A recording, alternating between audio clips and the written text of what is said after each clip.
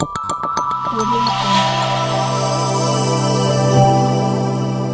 Jungle. السلام علیکم ګرانو دوستانو، زه متي الله سالار او تاسو ګورئ پښتو نیوز. نن یو ډیر افسوسناک خبر درته راوړو. د بلوچستان په مستونګ کې زوروره چاودنه شوې ده.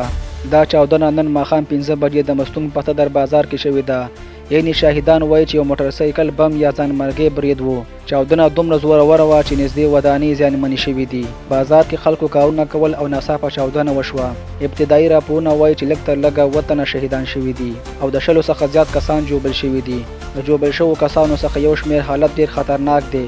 ژوبل کسان د مستونګ ځلي روغتون ته انتقال شوي دي او هلته د وینو کمی دی. د بلوچستان وزیر اعلی دا برید په سختو ټکو غندلی دی. هغه ویلي دا د امن دښمنانو کار دی. د پولیسو افسر وایي چې سیمه یې کلا بنده کړې ده او پلټنې روانې دي. تر اوسه کوم تنظیم د برید ذمهواري نه ده منلې. د سیمې خلک ډیر خفه دي او وایي چې هر ځل له مستونګ ښکار کیږي. هغوی له حکومته غوښتنه کړې چې امنیت ته د پوره پام وکړي. عامو خلکو هم وینه ورکړې ده او روغتون ته یې مرسته رسولې ده. دا یو ډیر افسوس وړ حالت دی. خدای دې زموږ وطن ته امن ورکړي.